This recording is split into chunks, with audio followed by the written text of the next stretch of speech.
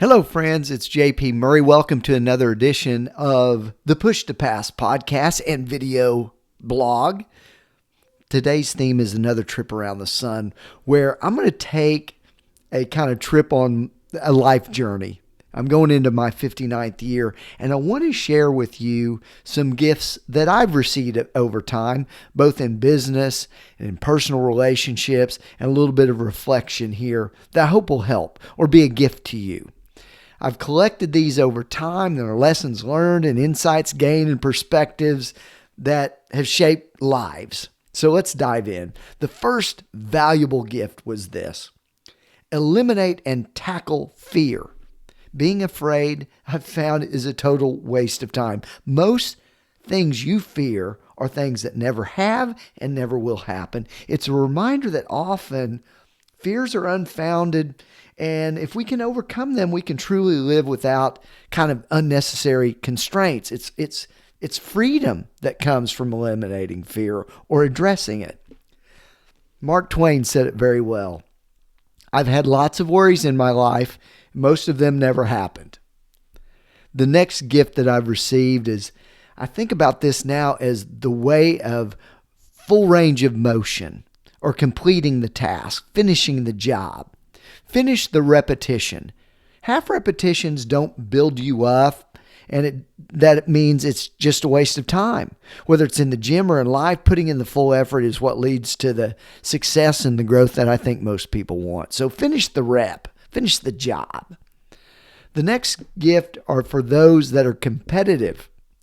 You know, I've been a competitive person kind of my whole life. But over the decades, I've learned that someone else's win doesn't necessarily mean that you lose at all. And that's kind of hard to realize. But over the years, I've learned that the best competition is worth yourself, just improving your game. I read a quote from a baseball player today, and I'm going to paraphrase it, but he said this: "When I stopped trying to be a star and I tried to be a tough out at the plate, that made me a star." So in a way, if I'm less focused on the competition and more focused on getting better, I think that's a good long-term mindset.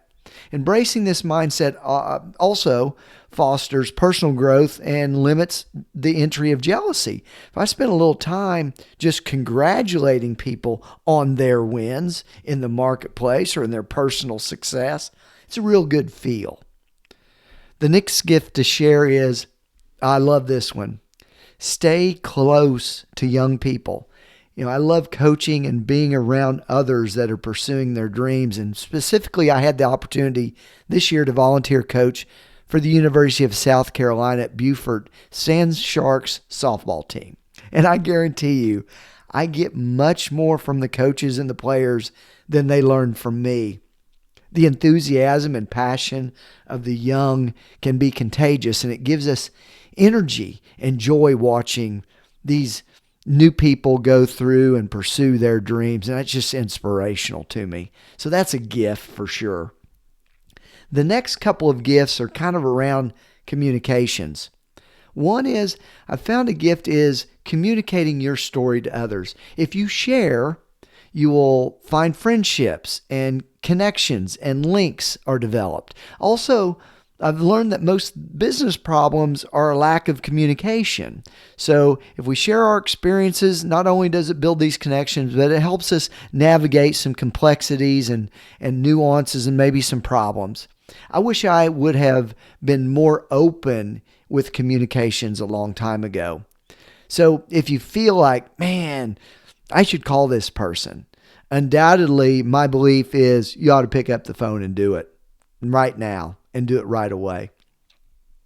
Another crucial reminder is this, and it's a gift that was a setback over time, but now I really embrace it. Do a background check. Do your homework. Verify. Making assumptions can be risky. And in a world where information is at your fingertips, and taking the time to verify and understand and get key information will make better decisions for you. The most significant business missteps that I've made is because I had happy years and I did not rigorously review potential clients, employees, partners, and people that I worked with. That was a mistake. There's nothing wrong with adopting the old Ronald Reagan adage, which was trust but verify.